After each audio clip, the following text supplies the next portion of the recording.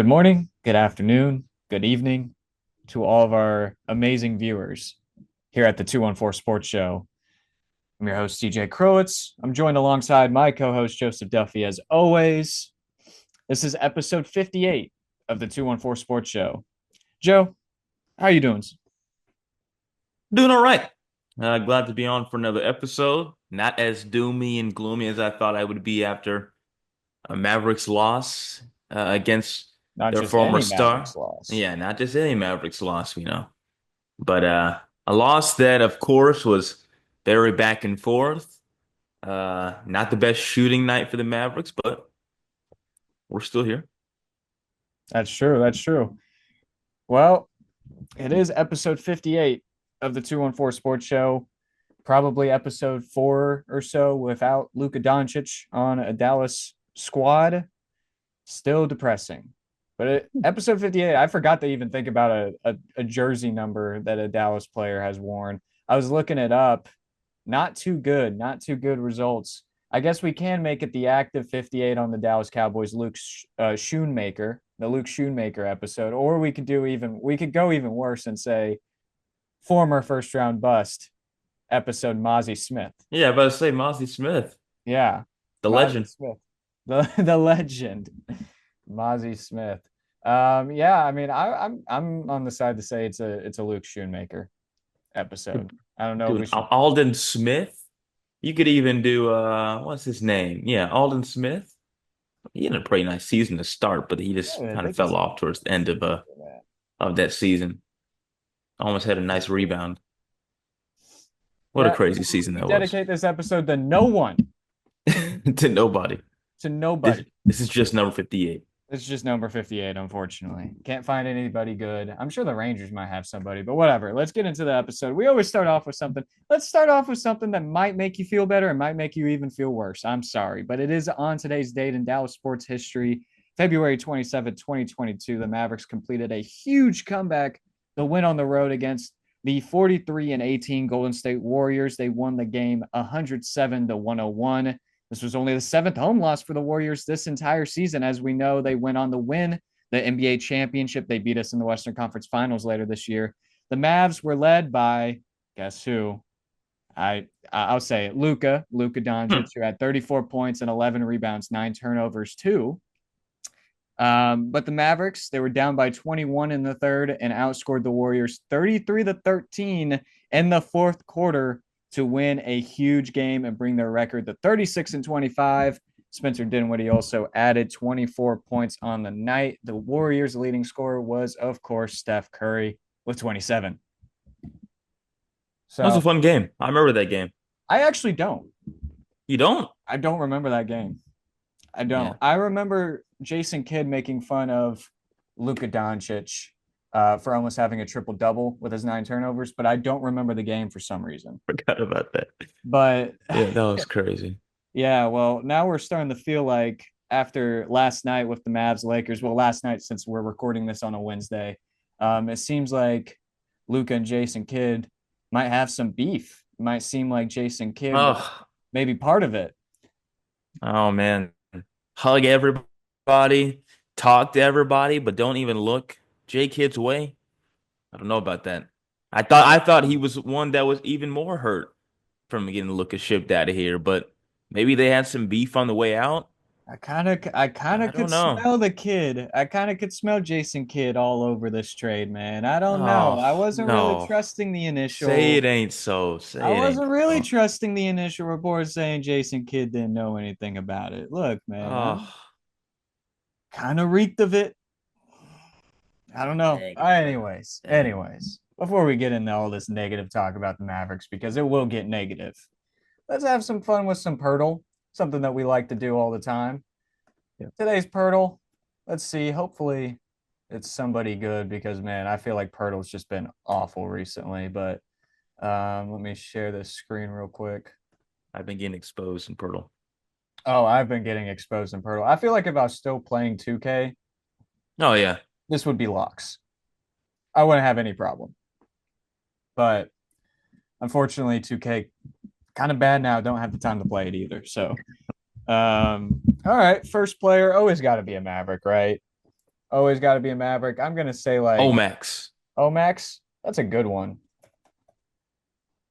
Olivier Maxence, bro. Oh, Oh my oh, God. oh my gosh. It's a cold name, man. I know. Uh, Just say Southwest Conference for the 6-8. we got a good start here. 6'8" over the Memphis. 22. You gonna think Memphis. I'm gonna think of the other Texas teams real quick. I don't know about 6'8" Ford. This could be like I don't know. How tall is Jason Jalen? Tate. Who? Jay Jaron Sean Jackson. Jacob. I think Jared Jackson's like at least 6'10", right? 6'9". Yeah, he's taller than 6'8" for sure. He's Six 6'10". eight. I mean, this could be like I think Trey Murphy's still 23 or so, so it probably isn't him. I don't know how Herb Jones is probably like 6'5". Yeah, he's not 6'8". Yeah. No. So I'm thinking this could be Rockets. I don't know. I might guess Jason Tate real quick. We go there. Let's go Jay Sean Tate. I don't think he's 6'8". Oh, that was embarrassing. Ah, boy. I was about to say I don't think he's 6'8", but I felt like he was. I knew he was a forward. I could have guessed that he was probably This number is a eight. this is a He doesn't play Grizzly. a lot anymore.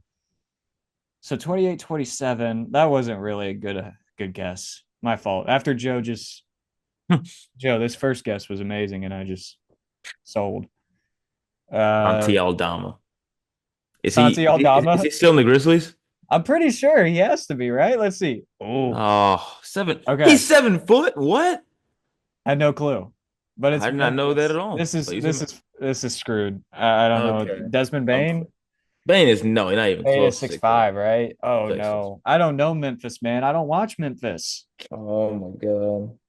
6'8". Let me think. Let me think. I don't watch Memphis. Oh, Closing. Jay, what's his name?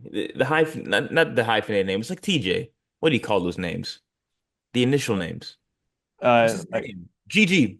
GG. Oh, you think he's that old? Is he that old? Oh, Good dang, guess though, bro. I guess. So somewhere in the 30s or 20s for number, 28 or 27 for the age. Oh, This is oh, tough. I don't know anyone on Memphis. I think we show the silhouette real quick. oh, What the hell? we're getting Is this exposed. is Brandon Clark still on this team? Yeah, there it is. I would have never guessed that. Brandon Clark has been on that team Yeah, forever. But forever. he's always hurt. That's the That's problem. like a Dwight Powell. Like, what is his stats? Let's look up his stats. I didn't, I know he was 28, dude. but I feel like he's a lot more productive than Dwight Powell ever was. Oh yeah, no, I mean, averaging 8 points a game this year, only 19 minutes. He's not. I Santi mean, Aldama, bro. hey, his 3 point percentage career wise 26.6%. My God. Ugh.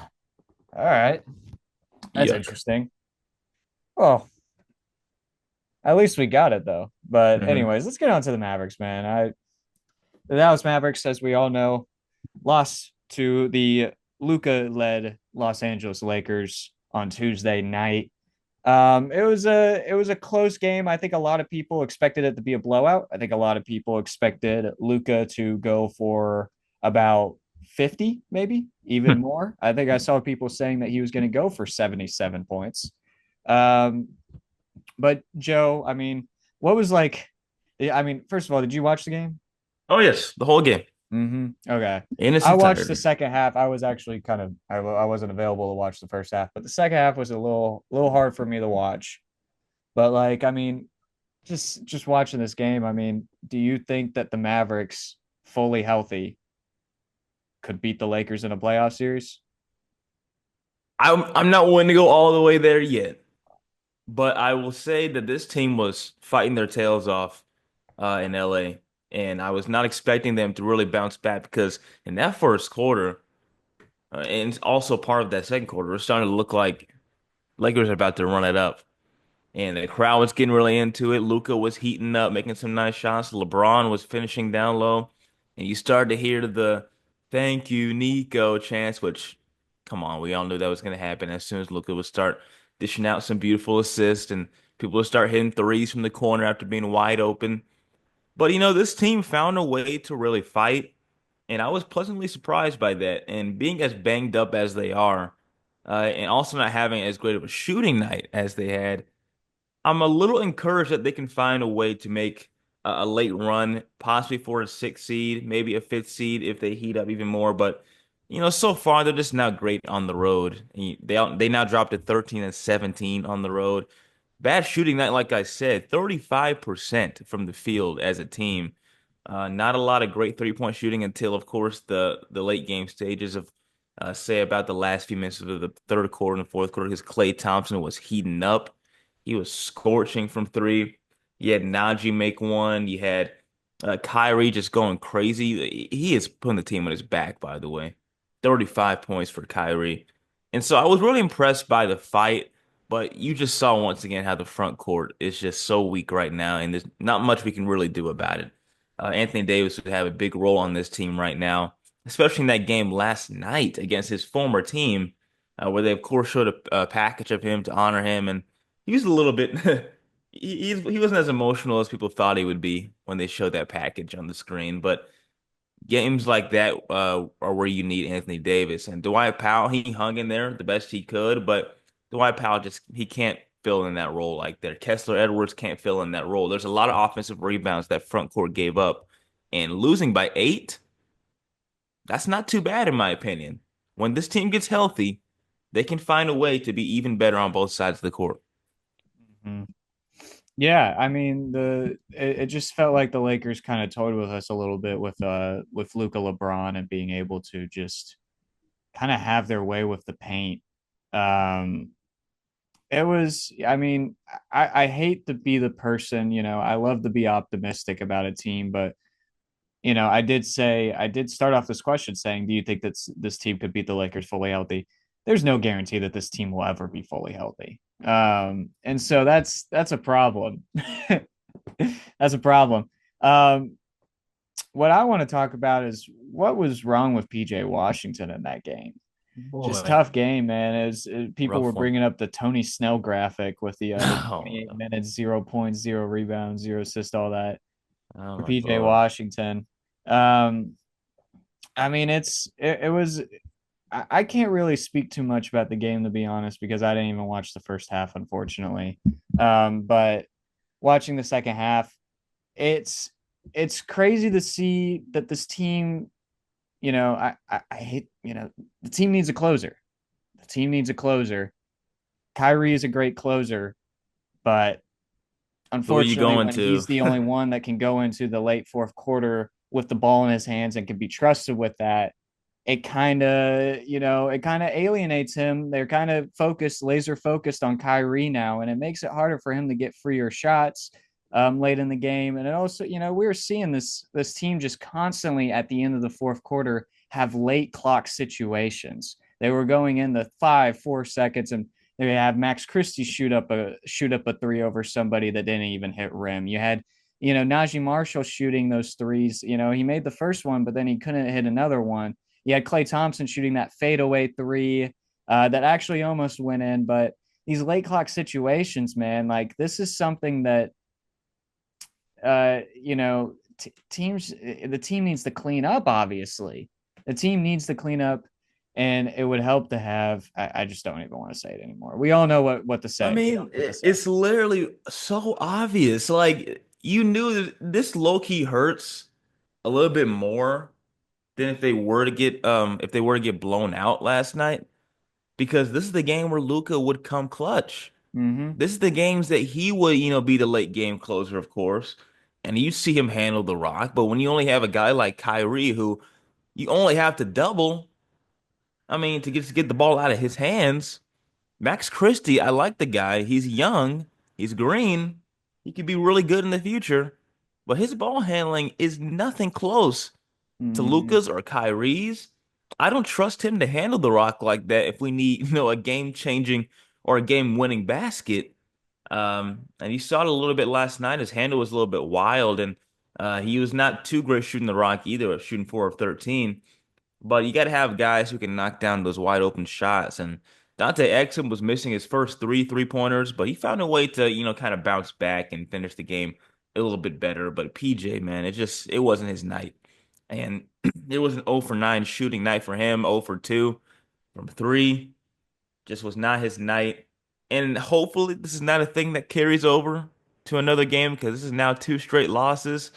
They're heading back home soon, but man, this was not a fun road trip if you're a team that was just getting those scrappy wins before the All-Star break. Yeah, two straight losses, two important losses right there, or two devastating losses, I guess is how I should say it. They go back home now and play the Charlotte Hornets on Friday. Then they play the Milwaukee Bucks on Saturday. And then the Kings on Monday. That would be a 3 game home stretch. Hopefully, they could find a way. I mean, ideally, of course, you want to go 3-0 in this home series. Probably not going to happen. But we'll see. I mean, oh man, I really just don't know what to talk about the Mavericks here. I just feel like I feel like this is just such a horrible scenario to be in. We've already talked about this, but it's just like it feels like we are the only losers in this situation right now. Everybody else is winning. Everybody else, Lakers fans, NBA fans, everybody. The only team, the only fan base that has it that had it bad from this trade is us. Obviously, it just sucks, man. It really really sucks.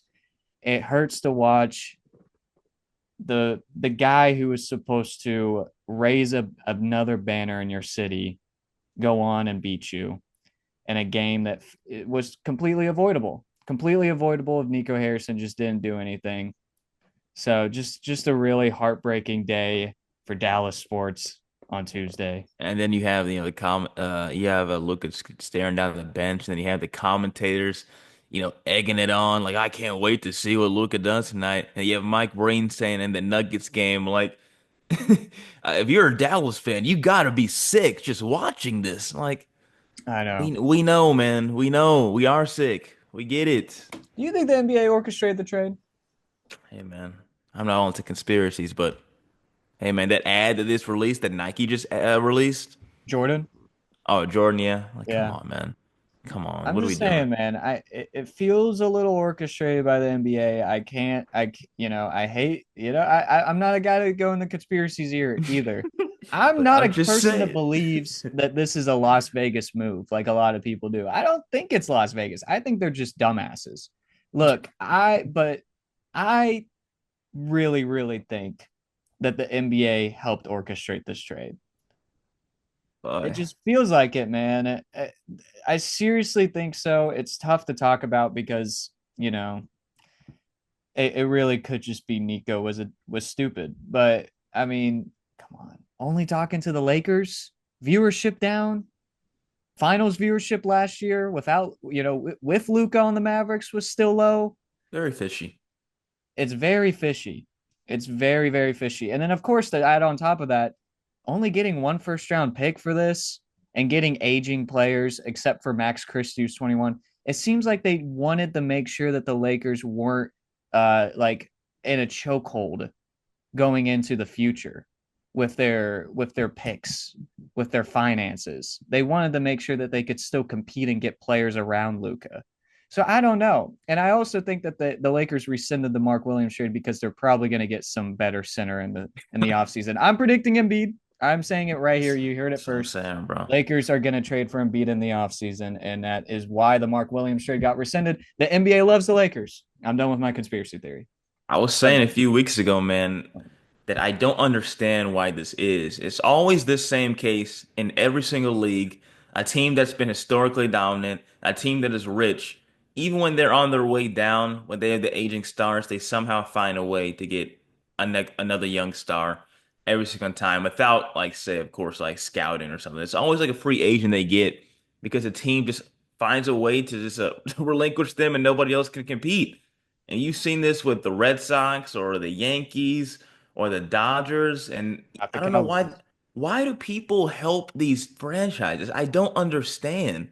Mm-hmm. Like, this man just gave his young 25-year-old, soon to be 26-year-old star, five-time All NBA to the Lakers, not for free, but in a deal that he clearly lost and it was clearly lopsided. You just give it to this franchise that has already had like 17, 18 NBA championships. Clearly has star after star, Hall of Famer after Hall of Famer. I don't know why franchises do this and just always help the rich. It doesn't make any sense to me. I know. I always think about this isn't even helping the rich. I just think that this is just power moves. But I just always think about the Los Angeles Dodgers whenever we were able to steal away Corey Seager from them, and it felt like we had just Yeah, won the championship, and then they go ahead and a couple weeks later they just go sign Freddie Freeman. It's like, okay, you take an MVP caliber player, we'll just sign another one. It's just crazy to think about with all this yes. stuff. Um, but I mean, hey, this is something that it's such a hard road to think about going forward because would you rather see Nico Harrison get fired or would you rather see him see it through and keep making moves? I don't know. I mean, it's kind of like you think about it, he leaves as much as all of us want the hope that he'll just be done with the NBA. Nobody will ever he'll be blacklisted from the league. Nobody will ever pick him up as a general manager or anything.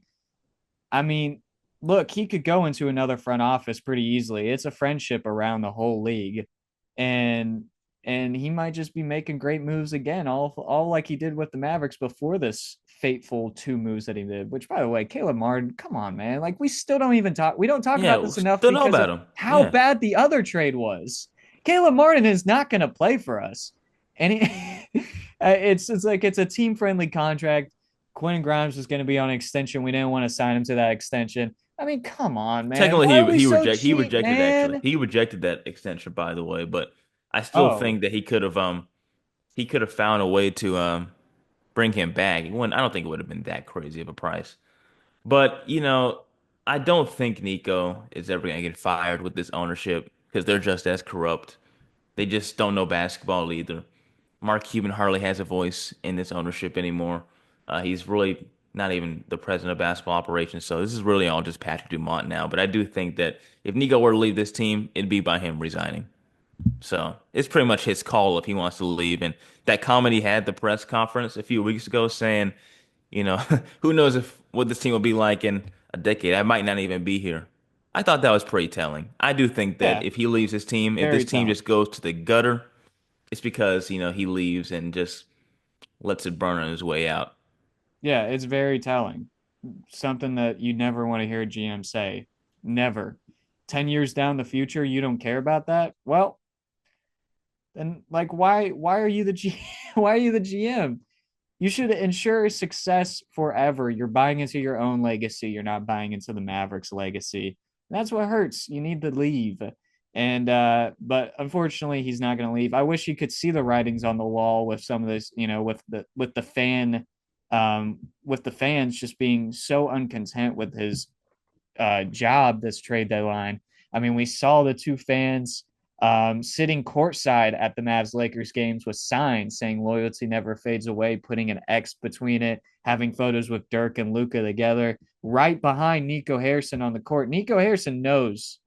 He knows. He looks back. He sees the cameras filming him. He knows that there's fans behind him, but he's just not gonna care, man. He seriously thinks that winning is just gonna subside all of this. And I'll tell you, I don't think time's gonna make this heal. I think this will always hurt. And I will always say, if the Lakers hoist the trophy, if they hoist that Larry O'Brien with Luka on that team before the Mavericks get a Larry O'Brien with Anthony Davis or whoever's next on this team, then the Mavericks fans should never watch another game. I think that it will be absolutely heartbreaking. I'm being dead serious. Like, I've never been one to jump teams. I know I make jokes about that all the time, like in our friend group, in our circle, in our sports org. But this has to be the only like excusable way that someone could jump a team. This is pure I sabotage. think so. I This think is so. the most excusable, I only actual compare it to the forgivable Babe way. Ruth trade. I only I compare it to the mean, Babe Ruth trade. Like who else this has is been so a bigger bad. name that's been traded like this? I can't think of one. I'm sure that there is somebody. Wayne Gretzky is another one. People also think that that trade was orchestrated to get him to LA. So hey, I mean Come it on. is. It's Come on, heartbreaking. man. But that was that. But that's good therapy. It's good therapy to get out. But let's go ahead and move on to a more successful Dallas team, and that is the Dallas Stars. Unfortunately, they weren't so successful Tuesday night against the Columbus Blue Jackets. You probably see that I'm a UT fan. Go to UT Austin. We mention that almost every episode. Hate losing the Columbus teams. Hate it. I really wanted to see us beat the Columbus team, but hey, it was a tough loss, losing 6-4. And I think that was our first loss in what, 4 games, I believe. I mean, that team was rolling. They were rolling. Yeah, they are rolling, and I think that they still are rolling. What the problem is that it seems like, unfortunately, the injuries have started to stack up a little bit, especially on the defensive side. Giving up 6 goals to Columbus isn't the best thing.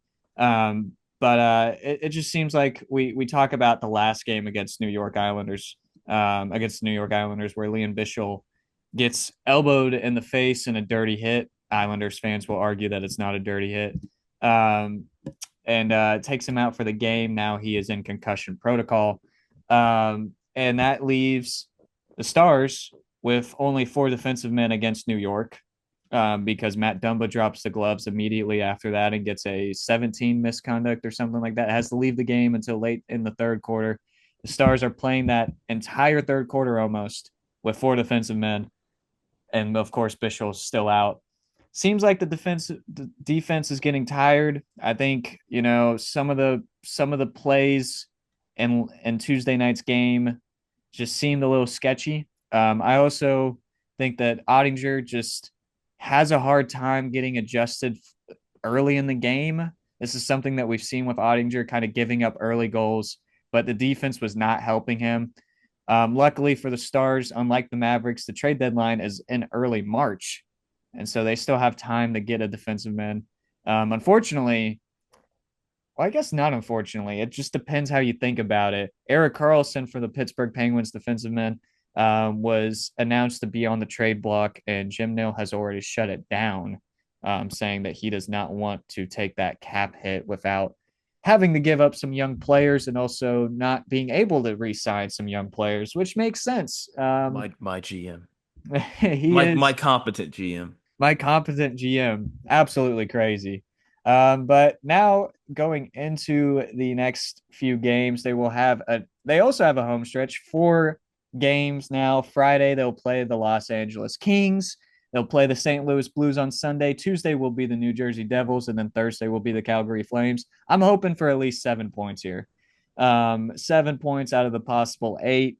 Obviously, if they lose one of the games, that's just hockey parity right there. But the Stars outmatch all of them. They're third in the league in points, and of course, they're still 9 points behind first place Central Division Winnipeg Jets. Just pisses me off. It makes me so angry. Like, how does that happen? Of course, the number one team in the league just has to be somebody in our division. We would be first in the Pacific Division. We would be first in, I believe, the Metropolitan Division. Just unfortunate, very unfortunate to be in the same division as the Winnipeg Jets. But hey, it looks like we It's might be just playing. hockey, eh? It's just hockey, eh? It's a great sport. It looks like we'll probably be in the first or the second seed of the Central Division, probably playing Minnesota or Colorado.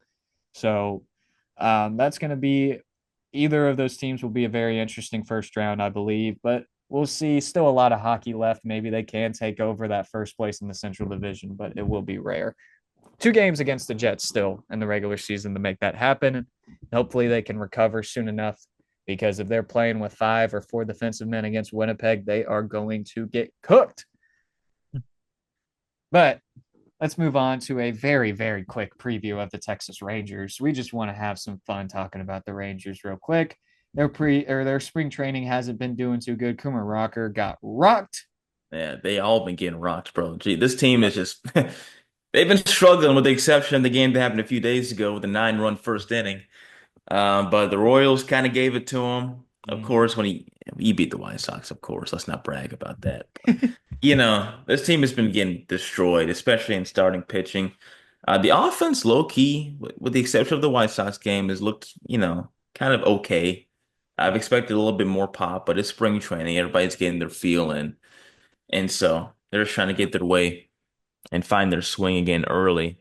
But, I never really put too much in spring training. It already sucks that one of our young prospects is hurt. It happens every single year. It is a given. A Ranger is going to get hurt in spring training, Yep. unfortunately. But, Jock Peterson, Jake Burger, I said last week, I love those additions. And of course, we talked about Evan Carter coming back. I'm still hyping this team. I'm very high on them. Hopefully they can find a way because I really do think that they're the number one team in the AL West. And so I don't Mm. know if you watched any of the games, but this team, they are deep. I'm still skeptical about this bullpen, but anything can happen. Yeah, and I think that, I think the offense will carry this team enough, just like that 2023 season. Hopefully, if the injuries don't stack up, the offense should be able to carry this team to the deadline, to where Chris Young could probably pull some moves to get some relievers or even help with the rotation like he did in 2023. But we shall see. But for now, let's do some previews, some predictions for the season, mostly on the offensive side, because that's what's exciting about this team. And so I do want to ask you, Joe, just a couple questions. We're going to ask who gets the most. Yeah, I don't know. Like, we're going to talk about various stats and see who, and just kind of predict who do we think will have the most out of this. So first one, I want to ask you, who do you think will get the most home runs this season, and how many? Tell me how many. Uh, this is a tough one. Obviously, a lot of good candidates to choose from. I think it's the easiest out of all the ones. Really? Yeah. Yeah, I mean, I think it'll be. I'll You go with want me to Seager. I'll just go with Corey go? Okay, Seager. I agree with you. I'll go with Corey Seager. I'll give that he'll go for 38 jacks this year. 38. Okay, 38. Yeah, I don't know if I want to say Corey Seager hits 40. He has never done that in his career. I would Yeah. say that he goes 36 home runs and is the leader of the home run, leader of the team in home runs. I think that usually he does, Garcia is also seen as our big power hitter, but really, if you look at it, Corey Seager has better stats, more home runs per at bat than Adolis Garcia. He just gets hurt. If he could stay healthy, he is by far our most powerful masher. He can hit. I mean, we've seen him go on streaks where he goes on home runs just basically almost any game, and then of course he'll get like an eventual wrist injury or well, It's that's actually Josh Young. Josh Young's the wrist injury. He'll the probably get curse. like a leg injury. Yeah, the Um, hand injury. but Poor I do guy. think it's Corey Seager. Rangers Nation on Twitter, though, thought it was pretty funny. They did a prediction and they said Jake Berger was going to hit 47 home runs. Hey, bro. Listen, I love Rangers Nation. I Y'all love you, give man. No, amazing no way. coverage of the Texas Rangers on Twitter. But that's insane. You got to be on crack to think Jake Berger's going to hit 47 home runs. I Jesus, bro. think I think he'll hit 30. I think he'll go over 30. That's Probably reasonable. not. Probably not Yeah. 47. Yeah, If 47 is wild. Put so that the in the next top of one the I got. lineup. Yeah. Who do you think leads this team in stolen bases? This I one's a think tough it'll be, yeah, I think it'll be Evan Carter. And hopefully he can get more opportunities to be on base if he gets moved up in the lineup, which I really do believe he will not be a nine-hole hitter. I know people are projecting him to be in the nine hole, Well, that's but how he started out. Yeah. yeah, no way. I really do think that he'll find his way to improve throughout the lineup this season and finally get back on the right path. I guess if I were to guess this, maybe like 40, 45, 50 to lead the team, 45-ish. Do we That's not think Bruce bad. Bochy's that aggressive? For Evan He's Carter, usually not that honestly, aggressive. honestly, that's not a crazy number compared to stolen base leaders of the past, 4 or 5 years. Okay. So he can get that in a Bochy offense, honestly. I like the answer of Evan Carter. I don't know about the number, but I'm gonna go Wyatt Langford. My pick is gonna be Wyatt Langford. I believe Wyatt Langford will have a 2020 season. He'll have 20 home runs, 20 stolen bases. I don't think he'll go higher than 20 home runs. I think his power is gonna really take off eventually, and hope like he did in the late season last year. I think his power will take off.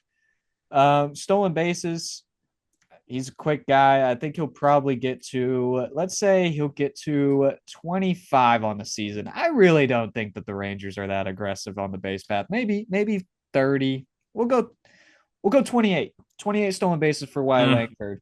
Um, Next question. Let's go with RBIs. Who do you think racks in the most ribbies this season? This is a rebound year. I'm gonna go with El Bombi. I'm gonna El go with Bombi. Adolis. I'm gonna go with Adolis. I think he finds a way to really clean it up on the base paths. I say he leads with about, let's say 94 RBIs. 94 I'm RBIs. not gonna say he gets 100. It's always great to go with the cleanup. I think that that's a really good answer. I'm going to go with somebody who, again, I'm really high on, and that's going to be White Langford again. I think White Langford might lead this team with RBIs. He's going to be a power hitter, and I think he's going to have a lot of people on base, especially with people like Corey Seager ahead of him. I think that this is going to be something where he can um, knock in a few runs, pretty consistently, and so I'm gonna go with Wyatt Langford. I'm gonna go 103 RBIs. Oh I'm man. gonna go over 100. I think somebody with this high-powered offense has to get over 100 RBIs for this team. All right, all right. So we had some technical difficulties right there after the RBI segment. But we are back. And so we are going to talk about some strikeouts. Joe, who do you think is going to lead the pitching staff in strikeouts this year? The guy who is, the most consistently present of this rotation that can trust the most to be the healthiest, sadly. No shots to Jacob deGrom, but it's just the truth. He's older now, and with that age comes a little bit more deterioration with your body. We've seen that with Max Scherzer in the past, but I got to go with Nathan Eovaldi, a guy who had a really underrated 2024, by the way, even when the team was not nearly as good. I thought his numbers were much worse than they were, but they actually turned out to be better. I do think that he'll find a way to hang in games more and be more healthy throughout the season and get those strikeouts up still because he still has some good innings to offer, in my opinion. He knows how to eat innings up still. You can tell Mike Maddox and Bruce Bochy still trust him to go 7, 8 if they need him to. And with that, if he is rolling, I do believe he can lead the team in strikeouts. How much strikeout? How many strikeouts? Ooh, I say he can get a nice 195. 195. I like that. I like that. I don't know if I would go that high. I'm gonna go with Nathan Evaldi too. Um, I obviously it would be Jacob deGrom if he could stay healthy, but we don't have any proof that he can stay healthy for an entire year for a while now, and that's unfortunate. So I'm gonna have to go with Nathan Evaldi as well. Um, Depending on him, he's also gone to the IL a couple times in the past few years. I'm going to say that he gets to about 175 strikeouts this year. Um, yeah, I feel like that's about the right number. I feel like I'm going to go with 175, maybe 177. 177. Shake it. Specific. Very specific. Yeah, yeah. Just gotta, Why hey, we'll why come back to this 77? at the Why end of the season. 77? Hey, no, no, no. We don't have to get too far into that. We don't have to do that. All right. And then also just for fun, who do you think in the batting lineup is going to get the most strikeouts? All right, let's say it at the same Oh time. We all boy. know who it's going to be. Three, two, one. El Doles. Bombay. Yeah. Sadly. We know it's gonna happen. I suspect a few golden sombreros for my guy. But that doesn't mean he can't stop swinging.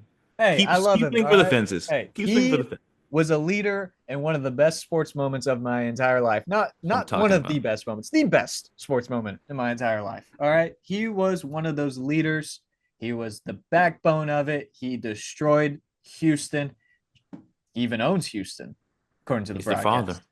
Hey, So look, man, like I say it all the time, but love I him. really don't know where I'd be in my DW sports fandom if that team did If not that win. team didn't win it. Boy, having to hang on to that 2011 championship. Oh my God, with the Mavs, dude, that We'd be in championship a few years ago asylums. saved my life. Yeah, we would be in asylums right now. For sure. For sure. At least I would. I know I would.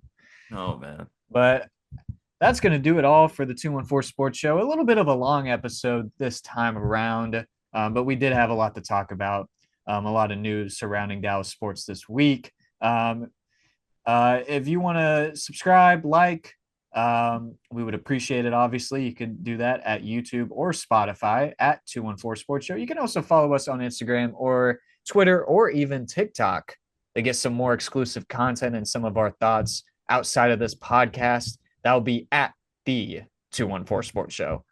Joseph, do you want to take over and talk about some of your social medias? I sure would not mind that at all, Thomas. Instagram and X, you can follow me at Joseph underscore Duffy 99. Then on TikTok, you can just follow me at Joe.Duffy, I believe. But I mainly just use Joseph underscore Duffy 99, Instagram and Twitter. And you can follow me at on Instagram at tj.krillowitz. And then you can also follow me on Twitter at tj underscore Krillowitz. And all of those will be in the description as well. So you can find those links. But we really appreciate you joining into this episode of the 214 Sports Show, episode 58, once again dedicated to nobody, unfortunately. But it was a great episode. Get some good therapy out about the Luka Lakers against the Mavericks, and also have some hope for the Dallas Stars and the Texas Rangers in the future. And so hopefully next week we'll have some more positives to talk about instead of the negatives, but we'll see you then. Hope you have a great week, and we'll see you next week.